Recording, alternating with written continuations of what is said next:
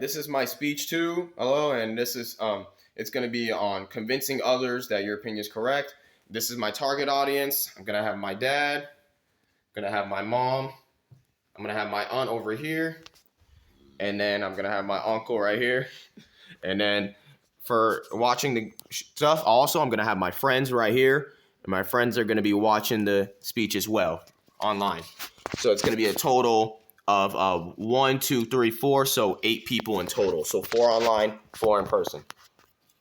And then I'm going to use for my note card, it's just going to have quotes on it that I need to remember for basically my sources. All right.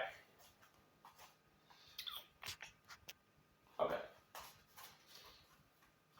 All right. Hello, everybody. This is my speech on basically how to present yourself and how to present a problem or present a dilemma or some kind of opinion you have to an audience and to convince them that your opinion is correct and to get them on your side. So this right here, for my speech, many times in work and many times in environments, we find ourselves where we need to convince others, and these 3 theories are going to support what I'm saying, and they're basically ways that you can use this and implement this in real life as well. So first off, my three theories that I'm going to be using are based on self-perception, it's going to be authoritative technique, and then it's going to be balance theory. So first, starting off, I'm going to move on into self-perception because the first thing is getting your audience to recognize your opinion and first give them that leeway to get into your opinion. So first, it's changing, of course, an individual's self-perception, which means you can use this through certain behavior technologies. This can be through changing your attitude, changing your tone, how you're speaking to the person. This is really important because this shows to them that, oh, the conversation is more willing and more, I can kind of like listen to this, because if you go in with just a stern attitude, it's going to conflict with the person you're trying to get to, with your audience.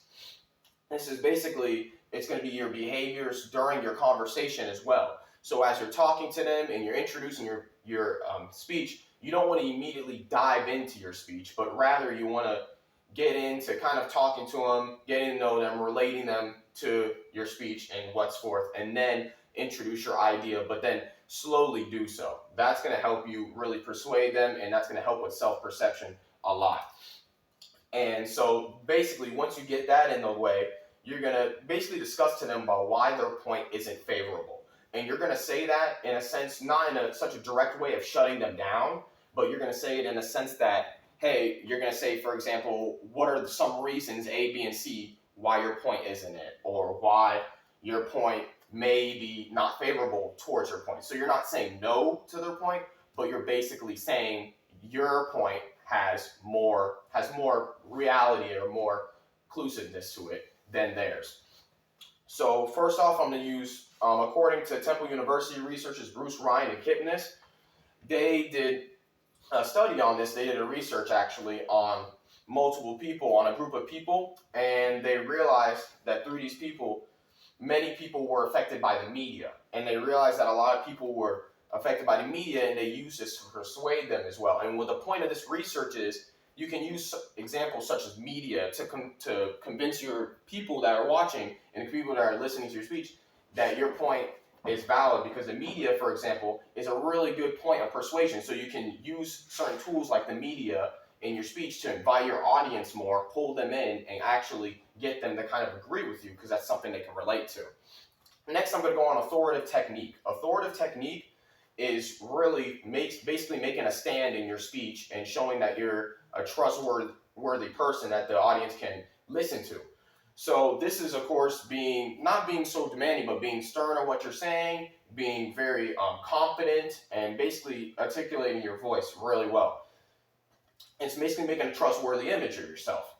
So this right here, I have a thing that I'm going to pass around. This is also from this is from Bruce Ryan and David Kipnis right here. And this chart is going to be a compliance chart that they use during a test.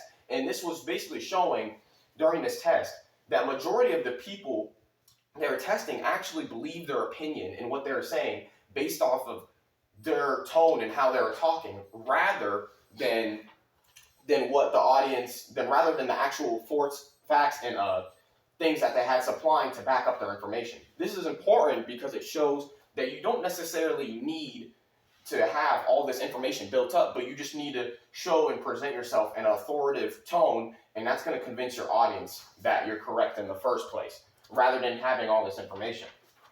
Next, I'm going to move over to balance theory. And balance theory is basically showing that your topic is relatable to the two. So it's relatable to both you guys. This, long story short, says that your topic is going, this basically makes it so your topic is going to be similar, and your topic, you're basically trying to convince your audience that your topic has some sort of relation to them. So you can do this by relating them and relating your audience. You can relate this to the item you're talking about by basically making them comfortable with what you're saying. So this is taken from Science of Persuasion from Malika Panda, and he's basically said that give a reason, you change your attitude and emotion, and change your attitude and emotion will also make it very easy for them to understand you, because the environment will be very inclusive as you change your tone. So long story short, these are the three theories. The three theories that are summing up my speech, and I really want you guys to use this in the end. So is there any questions or comments, concerns? I do. How do I apply this to real life? So with real life, I would say, again, like I used with the theories, these things you can easily use in real life. For example, at work even. At work is a common place where you're going to be butting heads on certain concepts and ideas. Well, you can use these tools such as convincing your audience, like with balance theory, basically changing their environment, kind of like you want to bring up your point. So say you have a paper that you want to submit and your people aren't agreeing with it. You basically want to convince them that certain points of your paper can relate to them. So you can use these little tools like that at work every day, and it'll convince certain people. Some people you may have to use additional resources, like I said in theories, but long story short, you can use those, and they'll kind of convince and edge you a little like advantage in the conversation.